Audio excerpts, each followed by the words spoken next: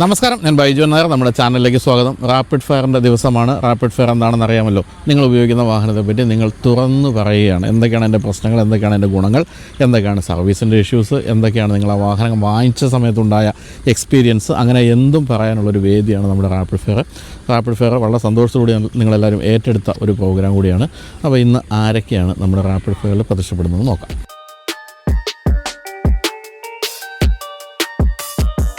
നമ്മുടെ വീഡിയോയിൽ ആദ്യമായിട്ട് ഒരു സിമ്പിൾ എന്ന കമ്പനിയുടെ വാഹനം പ്രത്യക്ഷപ്പെടാൻ പോവുകയാണ്.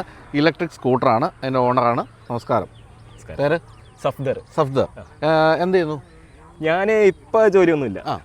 ഇപ്പം ജോലി എന്നുള്ളത് എന്തൊരു ജോലി? ഇപ്പോൾ ഞാൻ റോബോട്ടിക്സ് കമ്പനിയിൽ മെക്കാനിക്കൽ എഞ്ചിനീയർ ആയിട്ട് ജോലി ചെയ്യണേ. ശരി. അതിനുശേഷം ഇപ്പോൾ ഇറങ്ങി. ശരി. നിങ്ങൾക്ക് തന്നെ ജോലി കിട്ടാൻ ബുദ്ധിമുട്ടുള്ള മേഖലയല്ലല്ലോ, കിട്ടിക്കൊള്ളല്ലോ, കുഴപ്പമില്ല. അപ്പോൾ എൻ്റെ ചോദ്യം ഇതാണ്, ഈ ഇലക്ട്രിക് വാഹനം എന്ന് പറയുമ്പോൾ, ഇലക്ട്രിക് സ്കൂട്ടർ എന്ന് പറയുമ്പോൾ ഒരിക്കലും നമ്മുടെ ഒന്നും മനസ്സിൽ വരാത്തൊരു പേരാണ് സിമ്പിൾ എന്ന് പറയുന്ന ഈ ഒരു കമ്പനി. എന്തുകൊണ്ടാണ് ഏതോ ഓലയോ അല്ലെങ്കിൽ TVS എല്ലാം ഉപേക്ഷിച്ച് ഇതിലേക്ക് വരാനുള്ള സിമ്പിൾ വണ്ണിലേക്കല്ലേ? ഇത് സിമ്പിൾ വൺ എന്നാണോ ഈ വേരിയന്റിന്റെ പേര്? ഞാൻ ഓടിച്ചിട്ടില്ല, ഞാൻ ചോദിച്ചത്. ഇത് കമ്പനിയുടെ പേരാണ് സിമ്പിൾ വൺ. പക്ഷെ അവര് വേരിയന്റിന്റെ പേരും സിമ്പിൾ വൺ തന്നെ ഇട്ടേക്കും. അങ്ങനെ പ്രത്യേകിച്ച് പേരൊന്നും മാറ്റൊന്നും വരുത്തിയിട്ടൊന്നുമില്ല. അപ്പോൾ ഇത് സിമ്പിൾ വൺ എന്ന് പറയുന്നത് ടോപ്പ് എൻഡ് വേരിയന്റ് ആണ്. ടോപ്പ് എൻഡ് വേരിയന്റ് ആണ് സിമ്പിൾ വൺ ഉള്ളത്. എന്തുകൊണ്ടാണ് ഇതിലേക്ക് പോയത്? ഇത് ഇതിനു മുമ്പ് കണ്ടിട്ട് ഇഷ്ടപ്പെട്ടിട്ടാണ്? എങ്ങനെയായിരുന്നു ഇതിന്റെ പരിപാടി? ഞാൻ ഇത് 2 വർഷത്തിന് മുമ്പ് ഇവർക്ക് ഒരു പരിപാടി ഉണ്ടായിരുന്നു. ഇവര് ബാറ്ററി എന്നാണ് ഇവര് ഈ കമ്പനിയിലേക്ക് വരാൻ തന്നെ മെയിൻ ആയിട്ടൊരു കാര്യം. ഒരു ഗ്രാഫീൻ ബാറ്ററി എന്ന് പറഞ്ഞിട്ട് ഈ സിമ്പിൾ വണ്ണിന്റെ കമ്പനി ഇറക്കിയിട്ടുണ്ടായിരുന്നു. പക്ഷെ എന്തുകൊണ്ടോ അവര് അത് മുന്നോട്ട് പോയില്ല. പക്ഷെ എന്നാൽ പോലും ഇവരൊരു പ്രോമിസ് തന്നിട്ടുണ്ടായിരുന്നു, 200ന്റെ മേളിലായിരിക്കും ഇവരുടെ റേഞ്ച് വരാൻ പോകുന്നതെന്ന്. അപ്പോൾ ഇവര് സർട്ടിഫൈഡ് കിലോമീറ്റർ എന്ന് പറഞ്ഞാൽ 212 ആണ് കിലോമീറ്റർ പറഞ്ഞത്. പക്ഷേ നമുക്ക് 190 കിട്ടുന്നുണ്ട്. ശരി. അപ്പോൾ ഇതെങ്ങനെ ഇതിനെപ്പറ്റി കേട്ടത് എങ്ങനെയാണ്, ഈ കമ്പനിയെ പറ്റി, വണ്ടിയെ പറ്റിയൊക്കെ? ഞാൻ പറഞ്ഞു 2 വർഷം മുമ്പ് തന്നെ എനിക്ക് അറിയായിരുന്നു. പക്ഷെ അവര് റിലീസ് ചെയ്യാനായിട്ട് കുറച്ച് വൈകിപ്പോയി. അതാണ് ഒലയുടെ ഒപ്പം തന്നെ റിലീസ് ചെയ്യാനായിട്ടാണ് അവർ ആദ്യം നിന്നിട്ടുണ്ടായിരുന്നത്. പക്ഷേ അത് ഇവര് ടെസ്റ്റിങ്ങിന്റെ ഭാഗമായിട്ട് കുറച്ചുകൂടി ഡിലേ ചെയ്ത്. അത് കാരണം വണ്ടിക്ക് അതിൻ്റെതായിട്ടുള്ള ക്വാളിറ്റി ഉണ്ട്. അവർ ടെസ്റ്റിംഗ് ഡിലേ ചെയ്ത കാരണം അതിനനുസരിച്ചുള്ള എല്ലാം വരുത്തിയിട്ടുണ്ട്. എത്ര രൂപയായി വാങ്ങിച്ചപ്പോൾ? ഇത് 1,90,000 മേളിലായി. 2 ലക്ഷത്തിന് താഴെ. അപ്പോൾ 2 ലക്ഷം രൂപ മുടക്കി നമ്മളൊരു വാഹനം വാങ്ങിക്കുമ്പോൾ, ഇപ്പം അറിയപ്പെടുന്ന കമ്പനിയൊന്നും അല്ല, തീർച്ചയായിട്ടും ബാറ്ററി നല്ലതായിരിക്കും, എങ്കിൽ പോലും മറ്റു ചില പ്രശ്നങ്ങളൊക്കെ, ഒരു എന്താ പറയുക, ഡ്യൂറബിലിറ്റിയുടെ പ്രശ്നങ്ങളും അതൊക്കെ ഉണ്ടാകുന്നൊരു ആശങ്കയൊന്നും ഇല്ലായിരുന്നോ? അത് ഞാൻ ടെസ്റ്റ് ഡ്രൈവ് ചെയ്ത് നോക്കി. പിന്നെ ഇതിൻ്റെ ഓൺലൈൻ റിവ്യൂസും കാര്യങ്ങളൊക്കെ ജസ്റ്റ് ഒന്ന് നോക്കി. അപ്പോൾ എല്ലാവരും നല്ലൊരു അഭിപ്രായമാണ് പറഞ്ഞത്. പിന്നെ ഞാനും ജസ്റ്റ് ഒന്ന് കുറച്ച് നാൾ വെയിറ്റ് ചെയ്ത് നോക്കി ഇത് എങ്ങനെ ഉണ്ടെന്നൊന്ന് അറിയാനായിട്ട്. ഇതിൻ്റെ ബോഡിയൊക്കെ ഒന്ന് അടിച്ചിട്ടൊക്കെ നോക്കി. അപ്പോൾ ഞാൻ നോക്കുമ്പോഴത്തേക്കും കുറച്ച് ക്വാളിറ്റി ഉള്ള ഫൈബറാണ് ഇതിനകത്ത് ഉപയോഗിച്ചേക്കണം. എൻ്റെ അടുത്ത് ഒലയുടെ S1 Pro ഇരിക്കുന്നുണ്ട്. അപ്പോൾ അത് ഉപയോഗിച്ചിട്ട് ഇതിനകത്തേക്ക് വന്നപ്പോൾ നല്ലൊരു മാറ്റം എനിക്ക് ഫീൽ ചെയ്തു. അപ്പോൾ അതാണ് ഞാൻ പിന്നെ ഒന്ന് നോക്കാൻ തന്നെ ഒലയും ഏതറൊന്നും നോക്കാൻ തന്നെ ഇതിനകത്തേക്ക് വന്നത്.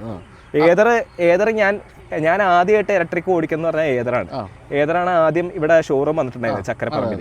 അപ്പോൾ അതിൻ്റെ ഓൾമോസ്റ്റ് വൺ വീക്കിനുള്ളിൽ തന്നെ ഞാൻ അതൊക്കെ ടെസ്റ്റ് ഡ്രൈവ് ഒക്കെ ചെയ്ത് ഞാൻ ഫുള്ള് നോക്കിയിട്ടുള്ളായിരുന്നു.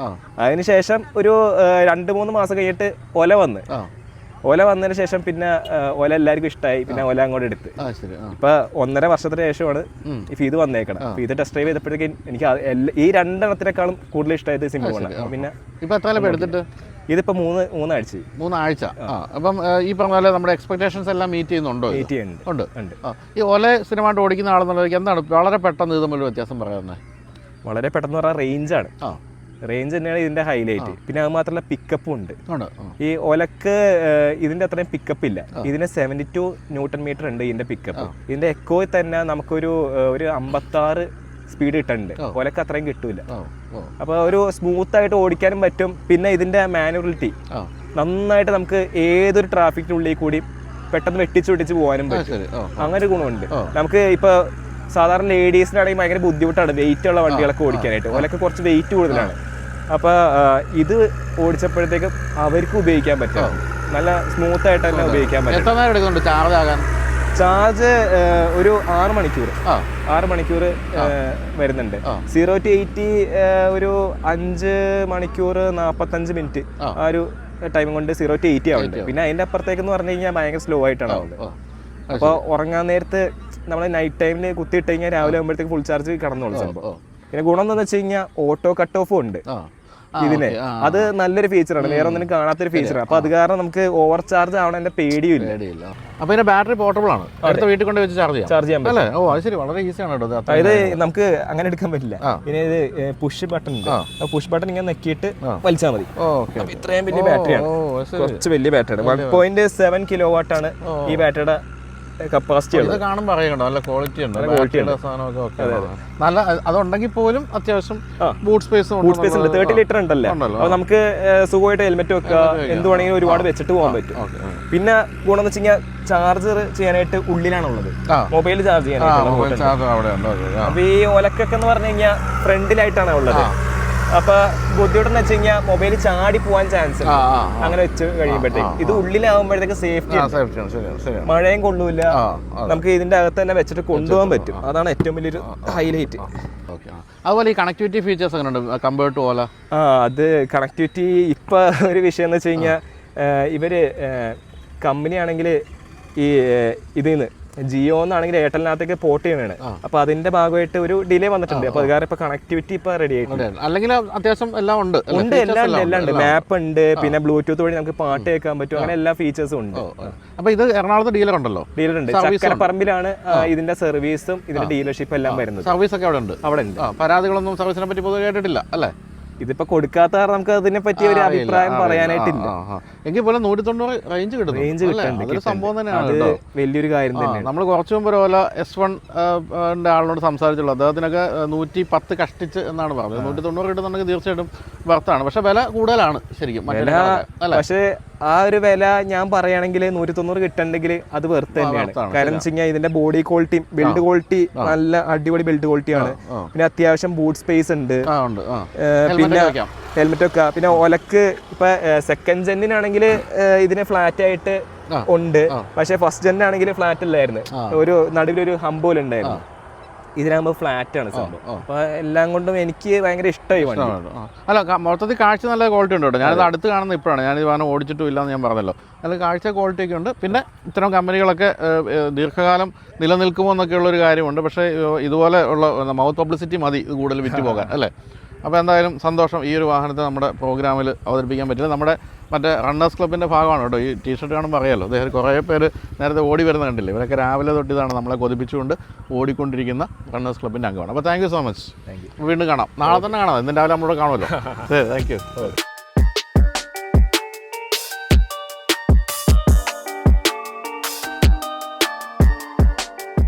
എന്തുകൊണ്ട് ഇത്രയും വേഗം നിർത്തിപ്പോയി എന്ന് തോന്നിക്കുന്ന ഒരു മോഡലാണ് സ്കോഡ റാപ്പിഡ്. സ്കോഡ റാപ്പിഡ് ഉപയോഗിക്കുന്ന ആരും കുറ്റം പറഞ്ഞ് കേട്ടിട്ടില്ല. കുറ്റം പറയുമോ എന്ന് നമുക്ക് നോക്കാം. നമസ്കാരം, പേര്? ബിലാൽ. ബിലാൽ എന്ത് ചെയ്യുന്നു? ഞാൻ കീബോർഡിസ്റ്റാണ്.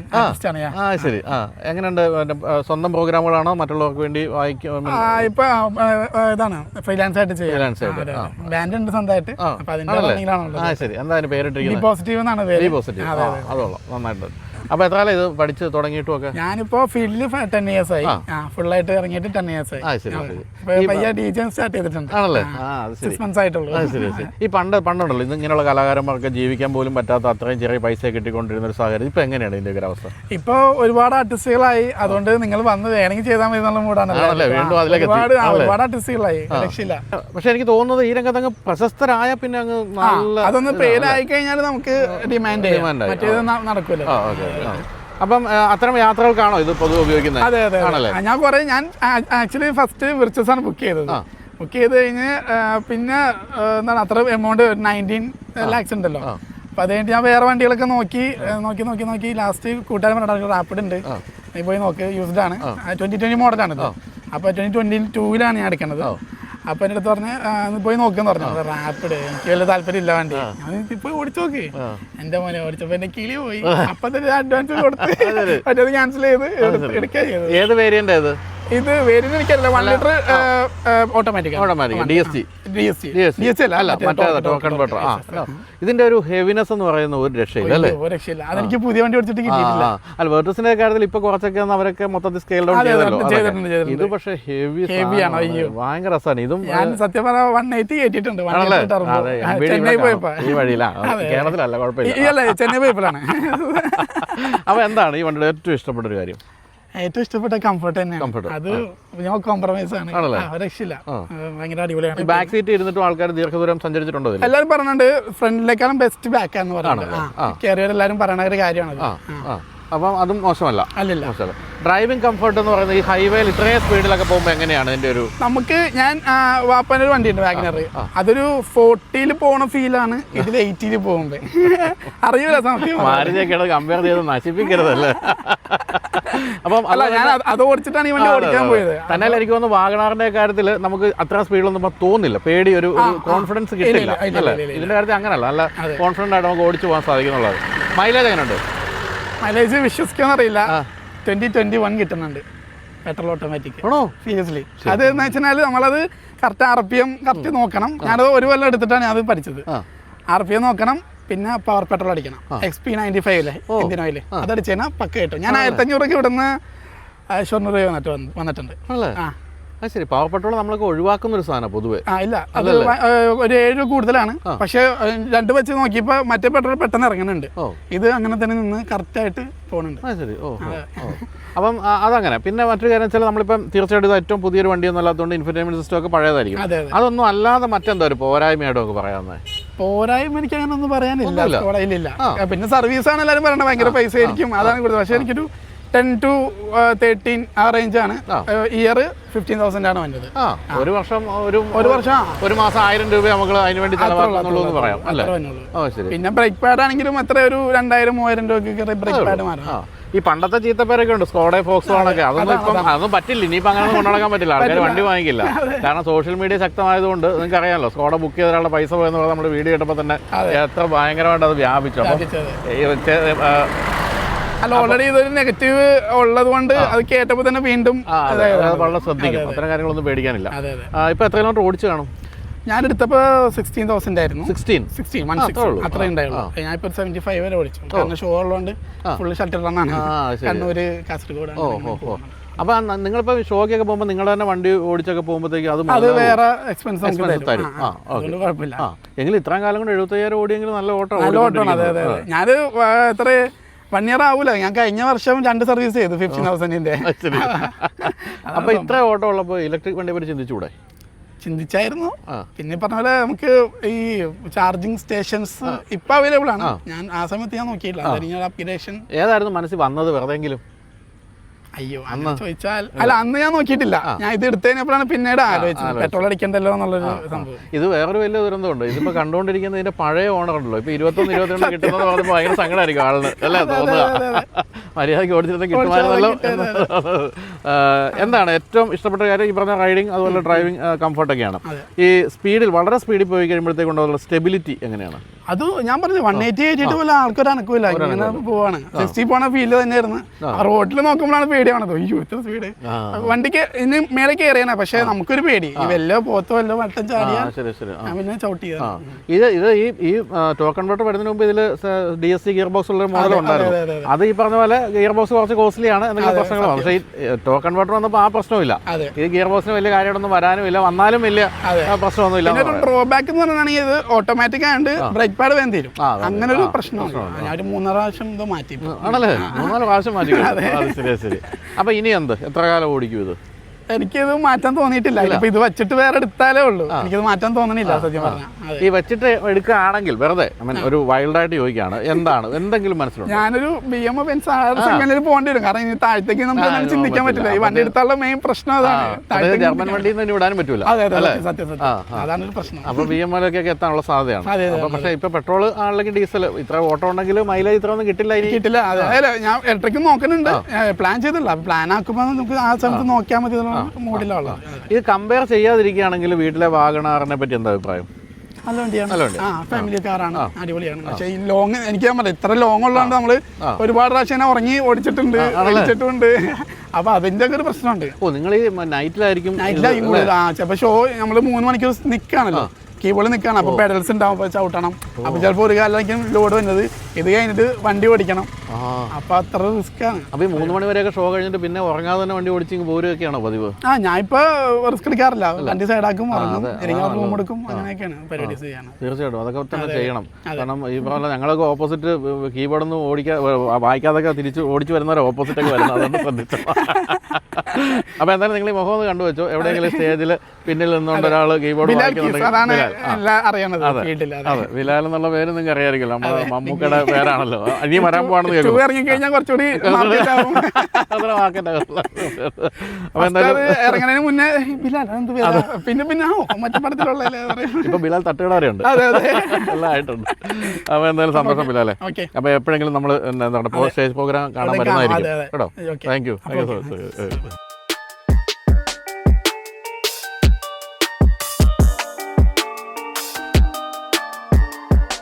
ഇന്ത്യയുടെ ഹൃദയമിടിപ്പ് എന്ന് വിളിക്കാവുന്ന റോയൽ എൻഫീൽഡിൻ്റെ ബുള്ളറ്റ് 350യുടെ ഉടമയാണ് പരിചയപ്പെടാൻ പോകുന്നത്. നമസ്കാരം. നമസ്കാരം. പേര്? എൻ്റെ പേര് മുഹമ്മദ് അലി. എന്ത് ചെയ്യുന്നു? ഞാൻ PW കോൺട്രാക്ടറാണ്. ഇവിടെ തന്നെ? കളമശ്ശേരി മുനിസിപ്പാലിറ്റിയാണ് കൂടുതൽ ചെയ്യണം. പിന്നെ മുളകോട് പഞ്ചായത്ത്, ഏലൂർ മുനിസിപ്പാലിറ്റിയാണ്. അപ്പോൾ റോഡുകളാണോ അതോ? റോഡുകൾ കാണാം, ഡ്രെയിനേജ് അങ്ങനെ. അപ്പോൾ ഈ മഴ പെയ്ത് കഴിഞ്ഞാൽ റോഡെല്ലാം കുളമായി നിങ്ങൾ വേഗം ശരിയാക്കി തരുമല്ലോ അല്ലേ? ചിരിക്കുന്നേ ഉള്ളൂ കേട്ടോ. അല്ല, നമ്മൾക്ക് അതിന് ഇതുണ്ട്, എത്ര ഇതിൽ എന്തെങ്കിലും കംപ്ലൈൻറ്റ് വന്നാൽ മെയിൻറ്റെയിൻ ചെയ്യണമെന്നുള്ളത് നമുക്ക് ഉള്ളതാണത്. അപ്പോൾ ഏതെങ്കിലും ഒരു PWD കോൺട്രാക്ടർ എന്തെങ്കിലും കാണുമ്പോൾ ഞാൻ ചോദിക്കാതെ ചോദ്യം എന്ന് വെച്ചാൽ, നമ്മുടെ ഇപ്പം ഞാനിപ്പോൾ ചിറാപ്പുഞ്ചി എപ്പോഴും മഴ പെയ്യുന്ന സ്ഥലത്തൊക്കെ പോയിട്ടുണ്ട്. അവിടെ ഒന്നും റോഡുകൾ ഇതുപോലെ മഴ പെയ്ത് കഴിയുമ്പോൾ പൊളിയുന്നില്ല. എന്താണ് ഇവിടുത്തെ റോഡുകൾക്ക് വരുന്നൊരു പ്രശ്നം? ഇവിടുത്തെ ശരിക്കും എന്ന് പറഞ്ഞാൽ ഇപ്പോൾ ചെയ്യുന്ന വർക്ക് വെച്ചാൽ ഈ BRMB ഇതുള്ള വർക്കല്ല, ശരിക്കും അത് പൊളിയുന്നില്ല. അതായത് റബ്ബർ രജിസ്റ്റർ അല്ല, മറ്റേതാണ് പെട്ടെന്ന് പൊളിയുന്നത്. അത് ബ്രിട്ടീഷ് ഭരണകാലത്ത് ഈ പൊടിമണ്ണിൽ വെറുതെ ഒരു ചെറിയ അന്നത്തെ ആ പൊടി തെറിക്കാതിരിക്കാൻ വേണ്ടി ചെയ്ത ആ ഒരു അതേ ഇതിൽ തന്നെയാണ് ഇപ്പോഴും വരുന്നത്. കൂടുതൽ കനത്തിലോ അല്ലെങ്കിൽ കൂടുതൽ ഇതായിട്ടോ ചെയ്യുന്നില്ല. അന്നത്തെ ആ റേഷ്യോ ഇതാണ്, അതേ രീതിയിൽ തന്നെ ഇപ്പോഴും ചെയ്യുന്നത്. അതുകൊണ്ട് അതിനുള്ള അത്ര ഇതുള്ളൂ. അപ്പോൾ റബ്ബർ രജിസ്റ്റർ ചാർജ് ചെയ്യാനുള്ള തടസ്സം എന്താ? പൈസയാണോ അതിൻ്റെ പ്രശ്നം? അല്ല, അത് മുനിസിപ്പാലിറ്റിയോ അല്ലെങ്കിൽ കോർപ്പറേഷനോ അവർ ഇട്ട് തരുന്ന ഇതാണ് ചെയ്യാന്ന്. നമ്മുടെ ടെൻഡറിൽ വരുന്നത് അതാണ് നമ്മൾ ചെയ്യുന്നത്. അത് കാരണം അന്നത്തെ ആ ഉള്ള ഇത് തന്നെ ഇപ്പോഴും അത് മാറിയിട്ടില്ല. അത് എമൗണ്ടും മാറിയിട്ടില്ല, ഇതും മാറിയിട്ടില്ല. അപ്പോൾ ഇന്നത്തെ കാലത്ത് കാരണം മെറ്റീരിയൽസിന്റെ വില ഇതൊക്കെ അങ്ങനെ എല്ലാത്തിനും അതൊരു ഘടകമാണ്. പിന്നെ വെച്ചാൽ പൈസ എന്ന് വെച്ചാൽ ചെയ്താൽ നമുക്ക് ഒരു 2 മാസം 3 മാസം കൊണ്ടൊക്കെ കിട്ടണമെങ്കിൽ കുഴപ്പമില്ല. ഇതങ്ങനെയല്ല, ഓരോരുത്തർ എല്ലാവരും പണക്കാരല്ല, എല്ലാവരും തട്ടിമുട്ടി പോകുന്ന ആളുകളാണ്. അപ്പോൾ അങ്ങനെ വരുമ്പോൾ അതിൻ്റെ ബുദ്ധിമുട്ട്. പിന്നെ ഇപ്പോൾ ഇന്ന് മെറ്റീരിയൽസിൻ്റെ അന്നത്തെ വിലയല്ല ഇന്ന്, പക്ഷേ മെറ്റീരിയൽസ് വില കൂടിയിട്ടില്ല. ഇന്നൊരു ലേബറിന് കൊടുക്കുന്ന കാശ് നമ്മൾക്ക് കിട്ടുന്നത് 300 രൂപ. ഇതാണ് ഇവർ റിട്ടേൺ റേറ്റ്. നമുക്ക് 1200 രൂപ 1500 രൂപ ഒക്കെ കൊടുക്കണം. അപ്പോൾ ഇതൊക്കെ അങ്ങോട്ട് റൗണ്ട് ചെയ്ത് പോകുന്നു. അതാണ് അതിൻ്റെ വ്യത്യാസം. ബില്ല് കാലതാമസം ഇതെല്ലാം കൂടി വരുമ്പോൾ സ്വാഭാവികമായിട്ട് അവരും അതിനനുസരിച്ച് കുറക്കാൻ പറയാൻ പറ്റില്ലെങ്കിലും അതാണ് എൻ്റെ കണ്ടീഷൻ. ഓപ്പണായിട്ട് പറയുമ്പോൾ അതാണ് അത് നമുക്ക് ആലോചിക്കാവുന്നുള്ളൂ. പിന്നെ അതൊരു വലിയ വിഷയമാണ്. നമ്മളിപ്പോൾ അതിലേക്ക് പോകാൻ ബുള്ളറ്റിലേക്ക് തിരിച്ചു വരാം അല്ലേ? എത്ര കാലമായി? ശരിക്കും പറഞ്ഞാൽ ഹൈറ്റ് കുറവുള്ള ഒരാളാണ് അല്ലെ കമ്പാരിറ്റീവ്ലി, എന്നിട്ട് ഈ ബുള്ളറ്റ് എടുക്കാൻ? എനിക്ക് ചെറുപ്പം വെച്ചാൽ ഓടിക്കാൻ തുടങ്ങിയ എനിക്ക് ബുള്ളറ്റിനോട് കമ്പുള്ള ആളാണ്. പക്ഷെ അന്ന് ലെഫ്റ്റ് ഹാൻഡ് ഡ്രൈവാണ് അന്ന് വണ്ടി ഉണ്ടായത്. പക്ഷെ എനിക്ക് പൊക്കം കുറവായതുകൊണ്ട് എനിക്കൊരു പേടി ഉണ്ടായിരുന്നു. കാരണം വെച്ചാൽ നമ്മൾ ഓടിച്ച് എങ്ങനെ ഇരിക്കും ഇതൊക്കെ. ഇപ്പോൾ ഞാൻ 2019 ഈ വണ്ടി എടുക്കുന്നത്. അപ്പോൾ റൈറ്റ് ആണ് ബ്രേക്ക്. അപ്പോൾ അത് വന്നപ്പോൾ എനിക്ക് എടുത്തു. പക്ഷെ എനിക്കിപ്പോൾ എന്നെ സംബന്ധിച്ചോളം ഞാൻ ആക്റ്റീവാണ് ഓടിച്ചുകൊണ്ടിരുന്നത്. അതുപോലെ TVS സുസുക്കിയുടെ വണ്ടി ഉണ്ടായിരുന്നു. പക്ഷേ ഇതെടുത്ത് കഴിഞ്ഞപ്പോൾ എനിക്ക് നല്ല കംഫർട്ടുണ്ട്. കാരണം പൊക്കത്തിൻ്റെ ഒരു വിഷയം വരുന്നില്ല. കാരണം വെച്ചാൽ ജസ്റ്റ് കാലൊന്ന് മുട്ടിയാൽ മതി. കാരണം എൻ്റെ വീട് കങ്കരപ്പടി, കളമശ്ശേരി കങ്കരപ്പടിയാണ്. ഞാൻ അവിടുന്ന് എറണാകുളത്ത് പോകുമ്പോൾ ഇപ്പോൾ ബൈക്കിന് മറ്റേ വണ്ടിക്ക് പോകണമെങ്കിലും കംഫർട്ടാണ്. എനിക്ക് തിരക്കിലാണെങ്കിലും കൊണ്ടുപോകാൻ എനിക്ക് കംഫർട്ട് ഇപ്പോൾ ബുള്ളറ്റാണ്. പിന്നെ വെച്ചാൽ നമുക്ക് ലോക്കൽ പെട്ടെന്ന് വീട്ടിൽ നിന്ന് തൊട്ടടുത്ത ജംഗ്ഷനിലേക്ക് പോകണമെങ്കിൽ അത് എടുക്കാനുള്ള ഒരു ബുദ്ധിമുട്ട് അത് മാത്രമേ ഉള്ളൂ. പക്ഷേ അല്ലാതെ ഓടിക്കാൻ, അതുപോലെ നടുവിനെ സംബന്ധിച്ചാണെങ്കിലും ഒക്കെ എനിക്ക് നല്ല കംഫർട്ടാണ്. കാരണം പൊക്കക്കുറവെന്നുള്ളത് ഇതിപ്പോൾ എനിക്കില്ല. പക്ഷേ ഈ ചിന്ത അന്നുണ്ടായത് ഞാൻ പണ്ട് ഇരുത്താൻ. അപ്പോൾ നമ്മൾ ഈ പൊക്കക്കുറവുള്ളതുകൊണ്ട് നമുക്കിത് ഹാൻഡിൽ ചെയ്യാൻ കയ്യിൽ നിന്ന് പോകുന്ന പ്രശ്നങ്ങളില്ല. അതെനിക്ക് ശരി ഞാൻ പറയല്ലേ, ഇപ്പോൾ നിലവിൽ എനിക്ക് ആക്റ്റീവ് ഉണ്ട്. ആക്റ്റീവ് അടിക്കാനും എനിക്ക് കംഫർട്ട് ഇത് തന്നെ ഓടിക്കണം. കാരണം പിന്നെ മാത്രമല്ല എത്ര സ്പീഡിൽ പോയാലും എത്ര പതുക്കെ പോയാലും ചവിട്ടി അവിടെ നിൽക്കും. വണ്ടിക്ക് വേറെ ഇതൊന്നുമില്ല. പക്ഷെ മറ്റേന്ന് പറയുമ്പോൾ ഒരു പിന്നെ എത്ര സ്പീഡിൽ പോകുമ്പോൾ ഒരു വൈബ്രേറ്റ് ഇതൊക്കെ ഉണ്ട്. ഇത് അങ്ങനെയൊന്നുമില്ല, എനിക്ക് കംഫർട്ടാണ്. അന്ന് വാങ്ങിച്ചപ്പോൾ എത്ര രൂപ കൊടുത്ത് കാണും? ഞാൻ 80,000 കൊടുത്താണ്. 80,000 ഉള്ളൂ? അല്ല, ഞാൻ സെക്കൻഡ് ഹാൻഡ് എടുത്താണ്. Second hand? പുതിയ എടുത്തല്ല. കാരണം ഞാൻ പറഞ്ഞില്ലേ, എനിക്ക് ഇത് ഉണ്ടായി. പക്ഷേ ഇതൊന്ന് എടുത്ത് നോക്കണം. എന്നിട്ട് വേണമല്ലോ പിന്നെ. അപ്പോൾ പിന്നെ ഇത് കിട്ടി, പിന്നെ ഞാൻ അത് മെയിൻറ്റെയിൻ ചെയ്ത് പോയപ്പോൾ പിന്നെ മാറ്റാൻ തോന്നുന്നില്ല. 14 വണ്ടിയാണ്, വലിയ കുഴപ്പമൊന്നും 14 19 ഞാൻ എടുത്തത്. ഓക്കെ, ഞാൻ വാങ്ങിച്ചത് 14 വണ്ടിയാണ്. 14 വണ്ടിയാണ്. സർവീസ് കോസ്റ്റ് എങ്ങനെയുണ്ട്? സർവീസ് കോസ്റ്റ് വെച്ചാൽ നമ്മൾ അങ്ങനത്തെ സർവീസ് ചെയ്തതിന് എനിക്ക് വന്നിട്ടില്ല. ചെറിയ കാര്യങ്ങളൊക്കെ ഉള്ളൂ. ചെറിയ ഇതൊക്കെ ഉള്ളൂ. വലിയ മെയിൻസ് അതിൽ എഞ്ചിൻ പാർട്ട് അതൊന്നും പണിക്ക് വന്നിട്ടില്ല, അങ്ങനെയൊന്നും വന്നിട്ടില്ല. എന്താണ് എൻ്റെ ഏറ്റവും പോസിറ്റീവായിട്ടുള്ള കാര്യം, ഏറ്റവും ഇഷ്ടപ്പെട്ടൊരു കാര്യം എന്താ ഈ ബൈക്കിനെ സംബന്ധിച്ച്? ഞാൻ പറഞ്ഞ എനിക്ക് നല്ല അതാ വണ്ടി ഓടിക്കാൻ കംഫർട്ട്. ഇപ്പം നടുവേദനയുടെ ഒക്കെ അങ്ങനത്തെ ഒരു വിഷയങ്ങളില്ല. പിന്നെ എത്ര സ്പീഡിൽ പോയാലും ചവിട്ടിയാൽ വണ്ടി പാളുന്നില്ല, ചവിട്ടിയാൽ നിൽക്കുന്നുണ്ട്. പിന്നെ എങ്ങനെയും ഈ മറ്റേ വണ്ടി പോലല്ല, മറ്റ് പിടി ചില ഒരു കല്ലേക്ക് എറിയാനും വെട്ടുന്ന ഇതങ്ങനെ വെട്ടുന്നില്ല. ഒരു കട്ടര ചരിയുന്ന നമ്മൾ പെട്ടെന്ന് അറിയുന്നില്ല. അതൊക്കെ ഒരു കംഫർട്ടാണ്. എന്താണ് നെഗറ്റീവായിട്ട് ഇത് ഒരു പോരായ്മയായിട്ട് തോന്നുന്നൊരു കാര്യം എന്താ? പോരായ്മയല്ല, അത് എന്നിൽ വെച്ചാൽ വണ്ടി തിരിക്കണമെന്നുണ്ടെങ്കിൽ കുറച്ച് സ്ഥലം അധികം വേണം പോലെ. ശരി ശരി. അതിൻ്റെ ഒരു ഇത്. പക്ഷെ അത് വണ്ടിയുടെ സ്ഥലം വേണമല്ലോ. ഇപ്പോൾ കാർ ഓടിക്കുന്നവർക്ക് 2 വീലർ ഇറക്കാൻ പറ്റില്ല. പ്രത്യേകിച്ച് ഈ ചെറിയ ആക്റ്റീവ് ഒക്കെ ഉപയോഗിച്ച് നമ്മൾ പെട്ടെന്ന് തിരിക്കുന്ന പോലെ തിരിക്കാൻ പറ്റില്ല. പിന്നെ നമ്മൾ അത്യാവശ്യം പെട്ടെന്ന് വീട്ടിൽ നിന്ന് ആ തൊട്ടടുത്തുള്ള കടയിൽ പോകണമെന്നുണ്ടെങ്കിൽ ഇത് പറ്റില്ല. നമ്മൾക്ക് ഇത്തിരി സമയം പിടിച്ചൊക്കെ പോകുന്ന സ്ഥലത്തൊക്കെ ആണെങ്കിൽ ഓക്കെ. അതാണ് അതിൻ്റെ. ശരി. മൈലേജ് എങ്ങനെയുണ്ട്? മൈലേജ് എനിക്ക് ഇപ്പോൾ ഒരു 35-40 ഇടയിൽ നമ്മൾ ലോക്കൽ കിടന്ന് ഓടുമ്പോൾ കിട്ടുന്നുണ്ട്. ഈ പഴയ ബുള്ളറ്റിനെ സംബന്ധിച്ചാൽ മൈലേജ് അല്ല നോക്കുന്നത്. മഹീന്ദ്ര താറിന്റെ കാര്യം പറഞ്ഞ പോലെ ഇതിന്റെ പ്രാക്ടിക്കാലിറ്റിയേക്കാൾ ഉപരി ഇതൊരു വികാരമാണ്. അല്ലാതെ മൈലേജ് നോക്കുന്നില്ല. ആന വാങ്ങിക്കാമെങ്കിൽ ചങ്ങല വാങ്ങിക്കാം, അത്രേ ഉള്ളൂ. അതുപോലെ ഈ വൈബ്രേഷൻ എന്ന് പറയുന്നത്, പണ്ട് വൈബ്രേഷൻ, ഹീറ്റ്, ഇത് രണ്ടും ഈ പഴയ വണ്ടികളൊരു പ്രശ്നമായിട്ട് പറഞ്ഞത്. രണ്ടും ഫീൽ ചെയ്തിട്ടുണ്ടോ? വണ്ടി കൈ കൊടുക്കുമ്പോഴത്തേക്കും ഒരു വിറയ്ക്കൽ, അതുപോലെ തന്നെ പിന്നെ ചൂട്, എഞ്ചിനിൽ നിന്നുള്ള ചൂട്, ചെറിയ ചൂട് അനുഭവപ്പെടുന്നുണ്ട്. പിന്നെ നമ്മൾ പിന്നെ ഓവർ സ്പീഡ് അങ്ങനെ പോകാറില്ല. പട്ട ആ ലൈന അല്ലേ, പതുക്കെ ഉള്ള പരിപാടിയാണ്. അപ്പോൾ പിന്നെ ഇതൊന്നും ഫീൽ ചെയ്യേണ്ട കാര്യമില്ല. ഇലക്ട്രിക് വണ്ടികൾ ഓടിച്ച് നോക്കിയിട്ടുണ്ടോ? ഇല്ല, ഞാൻ ഓടിച്ചിട്ടില്ല. അങ്ങനെ ഇലക്ട്രിക് വാങ്ങിയ ഒരു താല്പര്യം ഉണ്ടോ? ഞാൻ ഓടിച്ചത് എൻ്റെ ഫ്രണ്ടിനെ ഞാൻ ഓടിച്ചിട്ടുണ്ട്. പക്ഷേ എനിക്കെന്ന് വെച്ചാൽ അത് ഇപ്പോൾ എങ്ങനെയാണെന്ന് അറിയില്ല. ഇപ്പോൾ നമ്മൾ ഒരു ദൂരെ യാത്ര പോകുന്നുണ്ടെങ്കിൽ ചാർജ് ചെയ്യണമെന്നുണ്ടെങ്കിൽ പറ്റിയില്ലെങ്കിൽ പിന്നെ അതിൻ്റെ ഒരു ബുദ്ധിമുട്ട്. കാരണം നമ്മൾ പോകുന്ന ഏരിയകൾ അത്ര കിലോമീറ്റർ ലിമിറ്റ് ചെയ്താൽ പോകാൻ പറ്റുള്ളൂ. അത് വിട്ട് പോകണമെന്നുണ്ടെങ്കിൽ അവിടെ ചാർജിങ് ഉണ്ടാവണമെന്ന് അറിയില്ല.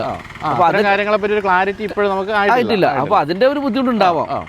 പിന്നെ ഇപ്പോൾ നമ്മളെ സംബന്ധിച്ചാൽ ഇപ്പോൾ ഈ നിലവിലുള്ള വണ്ടി കൊടുത്തിട്ട് പിന്നെ ഒരു വണ്ടി എടുക്കുമ്പോൾ, കാരണം നമ്മൾ ഡീസൽ അടിക്കുന്ന അല്ലെങ്കിൽ പെട്രോൾ അടിക്കുന്ന വിഷയം നോക്കുന്ന ആ എമൗണ്ട് അപ്പോൾ വണ്ടിക്ക് കൊടുക്കുന്നത്.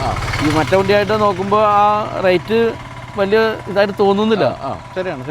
പിന്നെ ഒരു കംപ്ലൈൻറ്റ് വന്നാൽ ബാറ്ററിയാണ് മാറ്റുന്നത്. ബാറ്ററിക്കുള്ള വില നമുക്കറിയാം. അതൊക്കെ മാറ്റം മതി. ഇപ്പൊ തന്നെ വിൻസറിന്റെ MG-യുടെ പുതിയ വിൻസർ വന്നപ്പോൾ ലൈഫ് ടൈം ബാറ്ററി വാറണ്ടി ആയി. അങ്ങനെയുള്ള മാറ്റങ്ങളുള്ളവരൊക്കെ തിരിച്ച് ചിന്തിച്ചു തുടങ്ങുന്ന. കാരണം മറ്റേ തുടക്കത്തിൽ കാരണം ഒരു 5-6 വർഷം 8 വർഷം കഴിയുമ്പോഴാണ് ഇതിൻ്റെയൊക്കെ ശരിക്കുള്ള ക്ലാരിറ്റി കിട്ടുന്നത്. അപ്പോഴാണ് പിന്നെ നമുക്ക് അതിലേക്ക് മാറാൻ പറ്റുള്ളൂ. അപ്പോൾ ഇത് ദീർഘകാലം ഉപയോഗിക്കാനാണോ പരിപാടി? ഇനിയും ഞാൻ ഉപയോഗിക്കും, ഏതായാലും വിൽക്കാൻ ഉദ്ദേശിച്ചില്ല. അപ്പോൾ എന്തായാലും ഈ പറഞ്ഞ പോലെ ഇതൊരു വികാരമാണ്. നമ്മൾ മഹീന്ദ്ര താർ പോലെ തന്നെ ഇത് വാങ്ങിക്കുന്നവരാരും പ്രശ്നങ്ങളുണ്ട് എന്ന് പറഞ്ഞുകൊണ്ടാണെങ്കിൽ പോലും ഇതിനെ വിൽക്കുകയില്ല, ഇത് കൊണ്ട് നടക്കുകയും ചെയ്യും. അല്ലേ, അതാണ് അത് മനസ്സിലായി. എനിക്ക് നേരത്തെ ചെറുപ്പം പോലും ബുള്ളറ്റിനോട് ഭയങ്കര ഒരു ഇതുള്ളതാണ്. പക്ഷേ നമുക്ക് എൻ്റെ പൊക്കത്തിൻ്റെ ഇതുകൊണ്ട് ഞാൻ പണ്ട് എടുക്കാതിരുന്നു. ഇല്ലെങ്കിൽ ഞാൻ എടുത്തു പോയേനെ. പിന്നെ ലെഫ്റ്റ് ഹാൻഡ് ഉപയോഗിച്ചിട്ടുണ്ട്. പിന്നെ ഇപ്പോൾ ആ സമയത്ത് എടുക്കുന്ന സമയത്തേക്ക് അങ്ങനത്തെ ലെഫ്റ്റ് ഹാൻഡ് നോക്കി കിട്ടിയില്ല. പിന്നെ ഇത് എടുത്തു. അപ്പോൾ എന്തായാലും ഉയരം കുറഞ്ഞവർക്കും ഒരു പ്രശ്നവുമില്ല ബുള്ളറ്റ് ഓടിക്കാനെന്നുള്ളത് നമ്മൾ വ്യക്തമായി മനസ്സിലാക്കി കഴിഞ്ഞു. അപ്പോൾ താങ്ക് യു സോ മച്ച്. അപ്പം ഇത് നമ്മുടെ ഇവിടുത്തെ റണ്ണേഴ്സ് ക്ലബിൻ്റെ അംഗമാണ് കേട്ടോ. നമ്മുടെ ടീഷർട്ട് കാണുമ്പോൾ മനസ്സിലാക്കുമല്ലോ. ഇവരുടെ കൂടെ ഇഷ്ടംപോലെ ആൾക്കാർ ഇലക്ട്രിക് ഒക്കെ ഉപയോഗിക്കുന്നുണ്ട്. അപ്പം അവരുടെ ഒരു ഫീഡ്ബാക്ക് കൂടെ നോക്കിക്കോ. Okay, thank you. വെൽക്കം.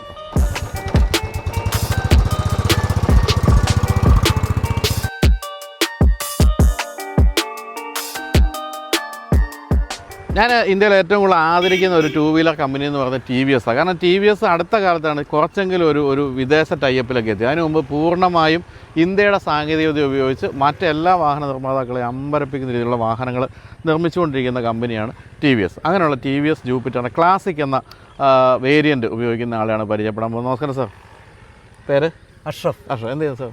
ഞാൻ ഇൻഡാൽക്കോയിൽ വർക്ക് ചെയ്ത് റിട്ടയർഡാണ്. ഇപ്പോൾ റിട്ടയർഡായിട്ട് ഇപ്പോൾ 1 കൊല്ലം കഴിഞ്ഞു. ഇൻഡാൽക്കോ എവിടെയായിരുന്നു? നമ്മുടെ ഏലൂർ പുതിയ റോഡ്. പുതിയ റോഡ്. അലുമിനിയം പ്രൊഡക്ട്സ് ഒക്കെ. ഇതിപ്പോൾ എത്ര കാലം എടുത്തിട്ട്? ഇതിപ്പോൾ 2018 എടുത്താണ്. 2018. ഈ സാധാരണ ഇതിൽ നമ്മുടെ ഇത്തരത്തിൽ സ്കൂട്ടർ എന്ന് പറയുമ്പോൾ ആൾക്കാരുടെ മനസ്സിലേക്ക് വരുന്ന ഹോണ്ട ആക്റ്റീവ് ആയിരിക്കും അല്ലേ? പിന്നെ എന്താ ഇതിലേക്ക് ഇത് എടുക്കാൻ കാരണം ഞാൻ 2-3 മെക്കാനിക്കൽ ഇത് ചെയ്തപ്പോൾ അവർ പറഞ്ഞ് നല്ല വണ്ടി ഇതാണ്, ഈ കൊള്ളാവുന്ന വണ്ടിയാണ്. മെക്കാനിക്കൽ എൻ്റെ സുഹൃത്തുക്കളും പരിചയക്കാരും ബന്ധുക്കളൊക്കെ ഉണ്ട്. അവരൊക്കെ പറഞ്ഞ നല്ല വണ്ടി ഇതാണെന്ന് പറഞ്ഞുകൊണ്ട് എടുത്താണ്. ശരി. എന്നിട്ട് അവർ പറഞ്ഞതൊക്കെ ശരിയാണെന്ന് തോന്നുന്നു. ശരിയാണ്. വേറെ നല്ല വണ്ടിയാണ്, വേറെ പ്രശ്നങ്ങളൊന്നുമില്ല. എന്താണ് എൻ്റെ ഏറ്റവും ഇഷ്ടപ്പെട്ടൊരു കാര്യം? ഇഷ്ടപ്പെട്ടെന്ന് പറഞ്ഞു കഴിഞ്ഞാൽ ഈ അവര് പറഞ്ഞത് ഇതിന്റെ എഞ്ചിൻ നല്ലതാണെന്ന് അവർ പറഞ്ഞു. എഞ്ചിൻ നല്ലതാണെന്ന് പറഞ്ഞു. ആക്ടിവയൊക്കെ പഴയ ആക്റ്റീവ് അല്ല ഇപ്പോൾ. ഈ പുതിയ ആക്റ്റീവക്ക് പഴയ കപ്പാസിറ്റി ഇല്ല മെക്കാനിക്ക പറഞ്ഞാൽ. അപ്പം ഞാൻ നോക്കിയപ്പോൾ നല്ലത് ഏതായാലും എടുക്കണമല്ലോ, എനിക്ക് സ്വയമായിട്ടൊരു വണ്ടി വേണം. അപ്പം അങ്ങനെ എടുത്തതാണ്. പറഞ്ഞ പോലെ തന്നെ നമുക്ക് വളരെ നന്നായിട്ട് എഞ്ചിന് ഇതൊരു കംപ്ലൈന്റ് വന്നിട്ടില്ല. ചെറിയ അല്ലറ പണികളൊക്കെ വന്നല്ലാതെ നിലവിൽ വേറെ പ്രശ്നങ്ങളൊന്നും ഇതുവരെ വന്നിട്ടില്ല. എന്ത് വിലയായിരുന്നു അന്ന് ഇതെടുത്തപ്പോൾ? അന്ന് 70,000 രൂപ. 70,000 രൂപയ്ക്ക് വെർത്താണല്ലേ? സംശയമില്ല ആ കാര്യത്തിൽ. മൈലേജ് നോക്കിയിട്ടുണ്ടോ? മൈലേജ് 40-45 കിട്ടും. അതായത് കിട്ടും. ഇതിന്റെ ഏറ്റവും ഇഷ്ടപ്പെട്ട ഒരു കാര്യം എന്ന് പറയുന്നത് എഞ്ചിൻ റിഫൈൻമെന്റ് തന്നെയാണോ? ആണ് ഓടിക്കാനുള്ള. പിന്നെ ഇതിന്റെ ഇത് ഒരു ഇതാണ്. ഇപ്പൊ നമുക്കൊരു മഴയൊക്കെ വന്നു കഴിഞ്ഞാൽ പെട്ടെന്നൊരു പ്രൊട്ടക്ഷൻ. എക്സ്ട്രാ ഫിറ്റിംഗ് ഇല്ല, ഇത് അതിനകത്തുള്ളത്. ഇത് ക്ലാസിക്കലുള്ളതാ. ഇതിനകത്ത് എക്സ്ട്രാ ഫിറ്റിംഗ്സ് ഒന്നുമല്ല. ഇതിനകത്ത് ഓട്ടോമാറ്റിക്. പിന്നെ ആകെ ഒരു പണി വന്നേക്കണേ ഇവിടെ ഈ ഇതിന്റെ ഫ്യൂവലിന്റെ ഇതിങ്ങ് തുറന്നു പോയി അടുക്കാനെടുത്തിട്ട് ടൈറ്റ് ആണ്. അങ്ങനെ ഓരോ പ്രശ്നമുണ്ട്. വർഷമായല്ലോ. വർഷമായി. പിന്നെ വർഷം കഴിഞ്ഞു. ഇപ്പൊ ഞാനപ്പോ ഇതൊന്ന് എക്സ്ചേഞ്ച് ചെയ്യാൻ വേണ്ടി അവരുടെ അടുത്ത് തന്നെ ചെന്നു. മറ്റിപ്പോ ഇലക്ട്രിക് വണ്ടിയാണല്ലോ എല്ലാവരും ഓരോ ഇത്. അപ്പൊ അത് ചെന്ന് കഴിഞ്ഞപ്പോ അവര് ഇതിനൊരു 35,000 രൂപ തരാന്ന് പറഞ്ഞു. ഞാൻ ഉറപ്പിച്ചിട്ടില്ല. അവർ പല പ്രാവശ്യം വിളിച്ച്. അവരുടെ തന്നെ ഇലക്ട്രിക് ആണോ? അവരെ ഇലക്ട്രിക് ഉണ്ട്. അപ്പൊ അവരത് മാറ്റി തരാം, ബാക്കിയൊക്കെ പൈസ കൊടുത്തോ എന്ന് പറഞ്ഞങ്ങനെ. അപ്പൊ ഇലക്ട്രിക് ഓടിച്ച് നോക്കിയിട്ടുണ്ടോ? ഇല്ല, ഓടിച്ചില്ല. നിങ്ങളുടെ ഇവിടെ ഗ്രൂപ്പിൽ ഇതാ ഇഷ്ടംപോലെ ഇലക്ട്രിക് അന്ന് ഓടിച്ച് നോക്കാമായിരുന്നില്ല? ഓടിച്ച് അവരെന്നോട് പറഞ്ഞാണ്. ഞാൻ അന്നേരം ഓടിച്ചില്ല. ഇതിൽ കൂടുതൽ വേറെ ഒന്നും ഉണ്ടാവില്ലല്ലോ. അതല്ല, എങ്കിൽ പോലും പെട്രോൾ ഉപയോഗിച്ചിട്ട് പെട്ടെന്ന് ഇലക്ട്രിക് മാറുമ്പോൾ എന്താണ് ഒരു വ്യത്യാസം എന്നുള്ള ഫീൽ ചെയ്യുന്ന ഒരു ആവശ്യം ഉണ്ടല്ലോ അല്ലേ? അപ്പം അത് സ്വാഭാവികമായിട്ട് ഈ പെട്രോള് ഇന്ധനത്തിന്റെ തന്നെയാണ് പ്രശ്നം. ഇന്ധനം ഇപ്പൊ എന്റെ വീടിന് മുമ്പിൽ തന്നെ ഒരു പെട്രോൾ പമ്പ് ഉണ്ട്. ഞാൻ കോമ്പാറ ജംഗ്ഷനിൽ താമസിക്കുന്നത്. ഈ നമ്മളെവിടെയെങ്കിലും ഒന്ന് പെട്രോൾ അടിച്ചിട്ട് എവിടെയെങ്കിലും ഒന്ന് പോയി വരുമ്പോഴേക്കും തീർന്ന ഒരു കണ്ടീഷൻ. അപ്പൊ പിന്നെ സ്വാഭാവികമായിട്ട് ഇലക്ട്രിക്കിലേക്ക് പോകാനുള്ള ചാൻസ് അത് തന്നെയാണ്. അല്ലാതെ വണ്ടി മോശമായിട്ടല്ല. അല്ല, ഇന്നിപ്പോ നമ്മൾ സംസാരിച്ച പലരും ഇലക്ട്രിക്കിനെ പറ്റി ചിന്തിക്കുന്നത് മൈലേജിനെ പറ്റി നല്ല വണ്ടിയാണ്. ഞാനത് അപ്പോഴും ഇപ്പോഴും അങ്ങനെ തന്നെ പറയാം. നല്ല വണ്ടി തന്നെയാണ്. അവർ പറഞ്ഞത് കറക്റ്റ് ആണ്. ക്ലാസിക് ശരിയാണ്. ഞാനന്ന് ആക്റ്റീവ് എടുക്കാൻ വേണ്ടി ഇരുന്നാണ്. സാർ പറഞ്ഞ പോലെ ആക്റ്റീവിലേക്ക് പോയതാണ്. പക്ഷേ ഞാൻ പല സ്ഥലത്തും അന്വേഷിച്ചപ്പോൾ ഇതാണ് നല്ലതെന്ന് പലരും പറഞ്ഞതുകൊണ്ട് മാത്രം ഇത് എടുത്തത്. എനിക്ക് ഈ മോശമൊന്നും വന്നിട്ടില്ല. വേറെ ഏതാ വണ്ടി വീട്ടിൽ ഉപയോഗിക്കുന്നത്? വേറെ ഒരു കാറുണ്ട് എൻ്റെ, ഒരു സാൻഡ്രോസിങ്. പഴയ സാൻഡ്രോസിങ്. അത് ഞാനൊരു സെക്കൻഡ് എടുത്താണ്. അത് നല്ല വണ്ടിയല്ലേ? നല്ല വണ്ടിയാണ്. മൈലേജ് ഇത്ര കുറവാണ്. അത് പിന്നെ ഞാൻ ഈ താമസിക്കുന്ന ജംഗ്ഷനിൽ ഭയങ്കര തിരക്കുള്ള ജംഗ്ഷൻ. അപ്പൊ അതുകൊണ്ട് വണ്ടി എടുക്കൽ കുറവാണ്. പിന്നെ മോളെടുത്ത് ഒന്ന് ശരിക്കും ഇടയ്ക്കൊക്കെ ഒന്ന് ഓടിക്കുകയോ ഇതാക്കുമെന്ന് തോന്നുന്നു. എങ്ങനെ നല്ല സീറ്റിംഗ് പൊസിഷനും നല്ല സുഖം ഓടിക്കാൻ നല്ല സ്പേസ് ഒക്കെ ഉണ്ട്. ഉള്ളിൽ നല്ല സ്പേസ് ഉണ്ട്. നല്ല വണ്ടിയാണ്. ഹ്യുണ്ടായുടെ പഴയ വാഹനങ്ങൾക്കെല്ലാം പ്രശ്നം മൈലേജ് ഇല്ലായിരുന്നു. GLS നല്ല വണ്ടിയാണ്. പക്ഷെ ഇത്ര മൈലേജ് കുറവാണ്, അത്രേ ഉള്ളൂ. വേറെ പ്രശ്നമൊന്നുമില്ല. എഞ്ചിന് കംപ്ലൈന്റ് ഒന്നുമില്ല. അപ്പൊ അതും ഇനി അടുത്തൊരു മാറ്റം വരുന്നുണ്ടോ? ഉടനെ വണ്ടി മാറ്റി? മാറ്റുണ്ട്. അതിലെന്തെങ്കിലും മനസ്സിൽ കണ്ടിട്ടുണ്ടോ? ഏത് അടുത്ത എന്തായിരിക്കണം എന്നുള്ളത്? ഞാൻ സാറ് ഉപയോഗിച്ച ഈ വണ്ടിയാണ് പക്ഷെ അത് ഈ റേറ്റ് അറിഞ്ഞിട്ടാണ് എനിക്ക്. റേറ്റ് അതാണ്. പിന്നെ ഒരു കാര്യം, അതൊരു പക്ക സിറ്റി കാറാണ്. ഇപ്പൊ 200 കിലോമീറ്റർ റേഞ്ച്. അതിനുശേഷം നമ്മളിപ്പോ ഇവിടെ നമ്മൾ ഓടിച്ചപ്പം ഒന്ന് കോയമ്പത്തൂർ പോകാന്നിരിക്കട്ടെ, നമ്മൾ ഇടയ്ക്ക് ഒന്ന് ചാർജ് ചെയ്യണമെങ്കിൽ ഇത് ഫാസ്റ്റ് ചാർജിങ് എന്ന് പറയുന്നതിന് പോലും 4-5 മണിക്കൂർ എടുക്കും. അങ്ങനെയുള്ള പ്രാക്ടിക്കൽ പ്രശ്നങ്ങളുണ്ട്. പക്ഷെ സിറ്റിയിൽ അങ്ങേയറ്റം പറ്റിയൊരു വണ്ടി, ഒന്നും സംശയം. നമ്മളങ്ങനെ ലോങ് പോകാറില്ല. ഓട്ടോമാറ്റിക് വണ്ടിയല്ലേ എനിക്ക് ഏറ്റവും ഇഷ്ടമുള്ളത്. പിന്നെ ചില ആളുകൾ ഇതൊരു ഷേപ്പില്ല എന്ന് പറയും. ആൾക്കാർക്ക് സാൻഡ്രോസിംഗ് ഉപയോഗിക്കുന്ന ആൾക്ക് മിക്കവാറും ഏതാണ്ട് ആ ഷേപ്പ് തന്നെയാണല്ലോ ഹൈറ്റിന്റെ കാര്യത്തിൽ. പിന്നെ ഇന്നലെ കൂടെ ഞങ്ങൾ 3 പേര് ശരിക്കും ഓൺ റോഡ്. എനിക്ക് ഇത് ടോപ്പിന്റെ മോഡൽ എനിക്ക് 10,59,000 രൂപയായി. പക്ഷെ അത് 7 ലക്ഷം തൊട്ടുള്ള വേരിയൻസ് റേഞ്ച് ഉണ്ട്. ഞാൻ ടോപ്പിന്റെ അടുത്തേ ഉള്ളൂ. ഇത് നല്ല വണ്ടിയല്ലേ? നല്ല വണ്ടി. 200 കിലോമീറ്റർ പൂർണ്ണമായ റേഞ്ച്. കിലോമീറ്ററിനല്ലേ പറഞ്ഞത്? ഓടിക്കാൻ നല്ല രസമാണ്. ഒരു കുഴപ്പമില്ല. വണ്ടി വാങ്ങിക്കാവുന്ന വണ്ടി തന്നെയാണ്. പക്ഷെ സിറ്റി യൂസിനാണ് അധികം ഉപയോഗിക്കാൻ പറ്റുന്നത്. അപ്പോൾ എന്തായാലും സാറിൻ്റെ പുതിയ വാഹനങ്ങളോട് നമ്മൾ വീണ്ടും കണ്ടുമുട്ടും. അല്ലെങ്കിൽ രാവിലെ നമ്മളിവിടെ കാണുമല്ലോ. അപ്പോൾ thank you so much. Thank you.